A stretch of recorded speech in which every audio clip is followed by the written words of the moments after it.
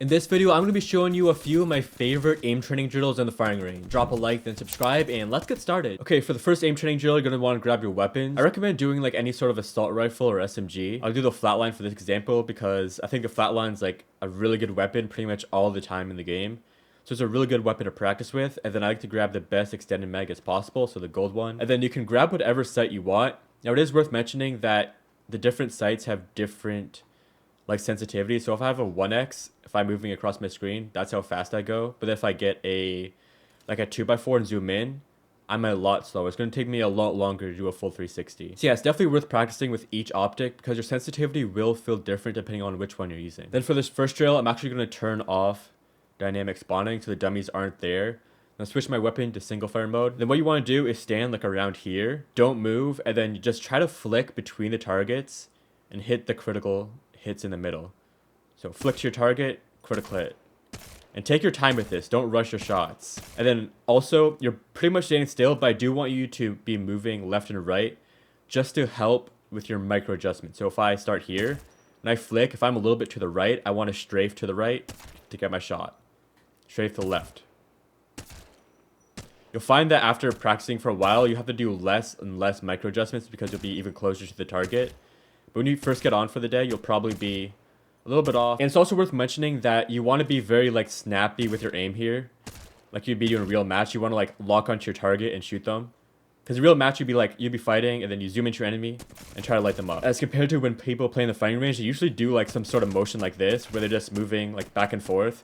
But this isn't how you aim in in a real match. This is not what you do.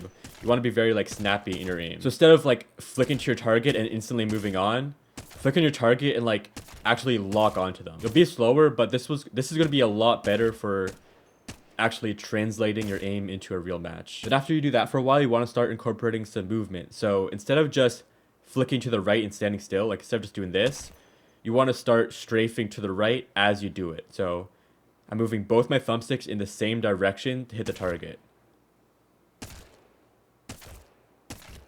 So both my thumbsticks are moving in the same direction.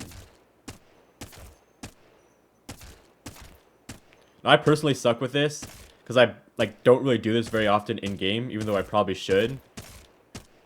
So I definitely need to practice on this. And this is really good with getting good aim with weapons like the snipers and like the wingman. Single fire weapons like this, if you're strafing like this, it's going to help out a lot. Then after I do that for a while, I like to practice sort of like counter strafing with my flicks. So if I want to move over to the right target here, instead of moving my left thumbstick to the right to go there, I'm going to move my left thumbstick in the opposite direction. So I'm strafing to the left and pulling my aim to the right. And then vice versa.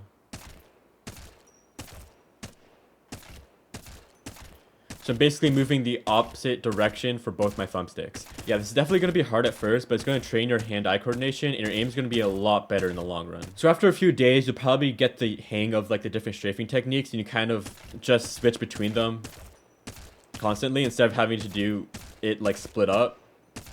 When you're first starting out, just really section it off and get used to each technique because they do feel a little bit different. Then you want to do the same sort of thing, but instead of doing like one taps, you want to start spraying your weapon. So I'll do like switch it to full auto, then I'll spray a few bullets into it, switch targets, a few bullets. And this is really going to help with your first shot accuracy.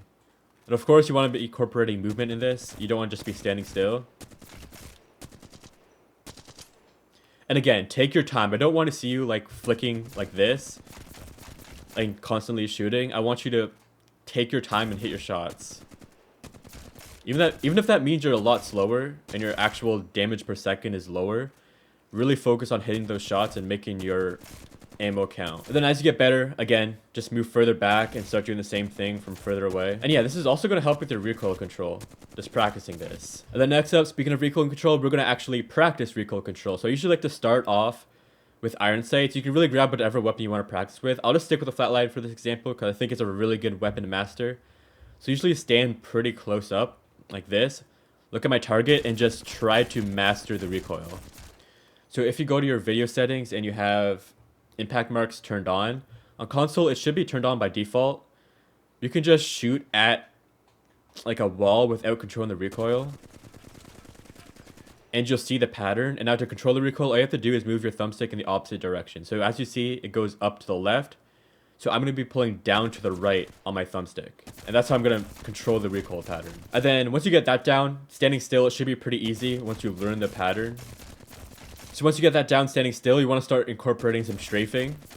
Now you'll actually find that your recoil might be easier to control while strafing at close range because you have no real vertical pull on your recoil while you're strafing. And then, yeah, you can constantly move further and further back.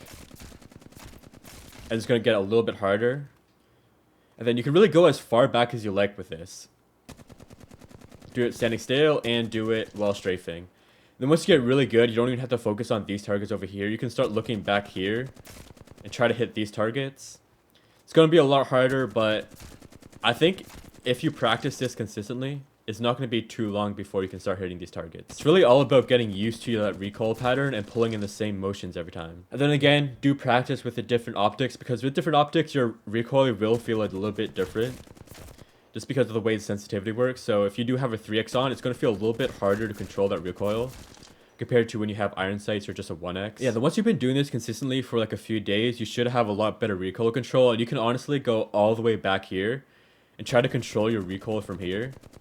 When you're first starting out, I do not recommend this because you're going to be missing all your shots and it's just going to get frustrating. So you got to find that sweet spot for you that challenges you but isn't too difficult to where you're missing all your shots. Also quickly, for attachments, you probably do not want to be using a standard stock because if you look, it says large aim drift reduction. And basically you do want to have that aim drift when you're training because you want to get used to that because that's how your gun's going to be in an actual match. And then if you ever do find like a purple stock in game, you'll find it's a lot easier to aim. So if you get practice without it, when you do eventually get it in a match, it's going to be a lot better. And once I do all of that, I like to go back to this front area and then do the same sort of target switching one tap things, but instead I'm doing it with Hipfire. Again, just take your time, try to hit all your shots, don't rush yourself, and if you find you can hit all your shots like this, once you go into a game, all those Hipfire spray patterns you do, those Hipfire sprays are going to be really good. Then for this next aim training drill, we're going to practice tracking enemies while we aren't controlling our movement. So we're going to switch over to Valkyrie for this. And then you want to fly over here to like the right of the main area and fly on top of this target. So just get on top. And then you want to go to customize range and set your crouch or target speed to crouch walk. Then you want to turn your dummy spawning back on and switch it to either mid range or close. Then you should see your spawning dummy right here.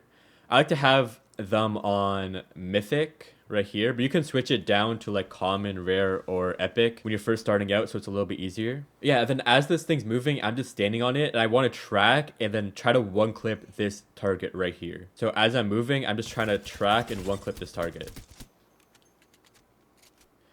You'll find at first it's going to be really hard because you aren't the one controlling your movement, so it kind of feels weird. You're not used to it. And then once you start consistently one-clipping your enemies on crouch walk, you can go back to customize range and move target speed up to walk. Then as you see, I'm starting to move a little bit faster. It's going to be a little bit harder to track my enemies and hit my shots. But as you start to one-clip enemies consistently with this, you can go back to customize range and switch it up to run.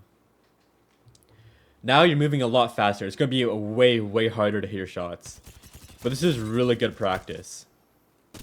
If you find you can consistently like one clip your enemies like this, once you go into a match and you start hitting things like jump pads or you get hit by a grenade and get bounced around, you'll find your aim is a lot better. Then for this next aim training drill, I want to take you all the way to the back of the firing range. So we're going all the way back here past these trees. And what I like to do is switch to Newcastle.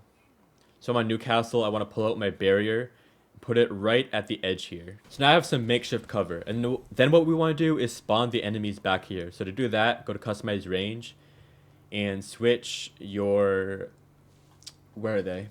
Switch your dynamic dummy spawn distance over to far. Now it does have to be on far. If you have it on mid range, you'll see they despawn, or if you have it on very far, they also despawn. They spawn like way back there. So you do have to have it on far. That's the sweet spot right there. And then you want to grab long range weapons you want to practice with. I find practicing with the Hemlock here is really good. And honestly, I think this is the best place to practice with the Hemlock. So I usually like to grab like a 2x, extended mag, and no barrel stabilizer. Then I go up and then I just use cover to hit my enemy. So I also recommend turning on shooting. So I switch it over to hard. Then they'll shoot back. It kind of emulates what I would see in an actual match. Let's try to hit all your shots. And use cover. Try not to get hit by these enemies. And then it's also worth mentioning, I don't move it up to full combat because if you see, their movement is like nothing. This guy is standing still. But if I move it over to hard, then they're constantly strafing, and it is a little bit harder. So I honestly never recommend using full combat in the firing range, just because of the way they move. So yeah, just use cover and try to lead your shots. This is really good for leading your shots because there is bullet travel time that you will notice from this far away. And don't just stand here and track them. This is really easy. Anyone can do this. That's not what I want you to do. I want to be using cover and try not to get hit. It's going to be a lot harder, but it's going to emulate what you actually do in a real match. Yeah, you can use any sort of weapon you want here. It's really good for practicing recoil control as well because they are farther away. Then also, if you want to practice with stuff like the sniper rifles, like a Kraber even, or a Bocek, this is also the perfect spot to do this. So I honestly really love practicing the Bocek here. Just trying to hit my shots. You really have to learn the travel distance and how far ahead you have to shoot in front of your enemy. And it really teaches you to take your time and focus on hitting those shots. Then even the Kraber you can practice with. Now, I recommend taking your time with these Kraber shots. Don't just rush. Like, I don't want to see you quick scoping. Like, this is not what I want to see you doing. I want you to take your time and shoot like you'd be doing an actual match. Like, let your enemy walk into your crosshair before you take your shot. Then another thing I like to do is grab a single fire weapon like the G7 Scout, for example, and put a 1x optic on it. And then try to hit my shots like this. Yeah, this is not easy to do whatsoever because they're so far away and like I can barely see them on my screen, but it's going to help you with those little tiny movements of your right thumbstick. Then also make sure you're using your left thumbstick as well. Don't only try to track them with your right thumbstick. Use that movement to your advantage like you would be doing in an actual match.